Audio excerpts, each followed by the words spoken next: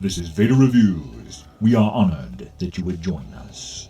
I have returned once again to review a superhero film I just saw in theaters last night. But speaking of heroes, before we begin, I want to take a moment to thank a good friend of mine, Micah McGill, who went beyond plus ultra, saving the day when I was in a jam.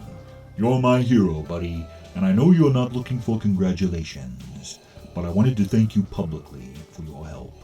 But now, it's time for some anime cape flappin', as Tyrone Magnus would say, as I review My Hero Academia, You're Next, the fourth film based on the wildly popular manga by Kohei Horikoshi.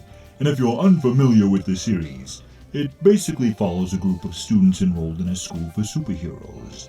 Think Sky High, but more pointy hair and big anime eyes. The film's roughly an hour and 50 minutes long and takes place between season 6 and 7 of the series. Without going into spoilers here, it's a pretty standalone story, so even if you're not caught up on the latest episodes, you can still watch this without any problems. Turns out there's a new villain in town and he's ripping off All Might's style, and it's up to the world's mightiest munchkins, those crazy kids from Class 1A, to stop him. Hey, are you a fan of Uraraka or Tenya Ida? Maybe Kurashima or Yaoyorozu? Well, too bad, because in the case of art imitating life, the only kids that seem to matter are the popular ones. Because other than Midoriya, Bakugo, and Todoroki, everyone else is relegated silently to the background. You gotta feel bad for Hagakure. It's like she's invisible or something, but hey, it's high school, am I right? The film introduces a brand new character named Giulio, a mysterious cyborg with an eye patch and a red motorcycle. He's more machine now than man, so naturally I may be a bit biased here, but I thought he was totally wizard. He was the real standout of the movie for me personally, and honestly had more of a character arc with deeper motivations than many of the established heroes in the film. But what about the villain of the picture? Forcing our young heroes to face a villain who emulates the world's most powerful hero sounds very interesting in concept. But unfortunately, the execution of Darkmight, as he calls himself, didn't quite land for me personally. This isn't the fault of the film, however. I misunderstood the trailer, I fully admit. I thought the villain was going to be a misguided anti-hero trying to take up All Might's mantle, but going about it the wrong way. Possibly even killing supervillains because the world had become so dangerous and chaotic. What we got, however, was another supervillain who wants to destroy superhero society. But that's always been Tomura Shigaraki's motivation, as well as the villain 9 from the second My Hero Academia film. So I just feel like we've seen this evil plan before, just done better with other characters in the past. I hope it doesn't seem like I'm ragging on this film too much, but I also thought it was a missed opportunity not having Midoriya struggle more with fighting a villain who looks just like All Might.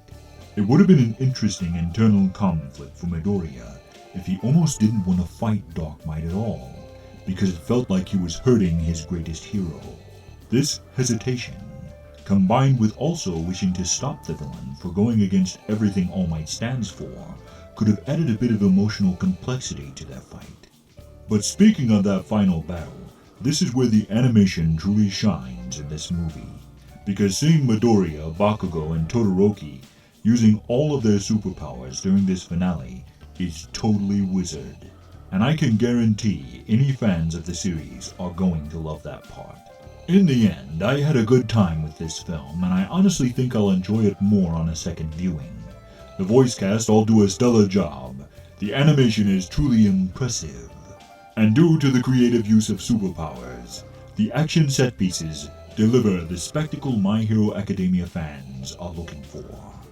So for now, I give My Hero Academia, You're Next, a solid 3 out of 5 Death Stars, and that might even jump up to a 4 after I see it again in the future. But those are my thoughts on it. What did you think of it? Be sure to leave a like and comment below. And if you're new here, join the Empire today by subscribing, and together we will rule the internet. Before we go, I want to thank all my wizards for their continued support. You guys help make the magic happen around here, and you're totally wizard. If you'd like to be part of what we're doing here, you can help keep the channel alive by becoming a monthly member on our Ko-fi page. A link is in the pinned comment. We have a lot of exciting things on the horizon, so join us by becoming a member, and let's create something together.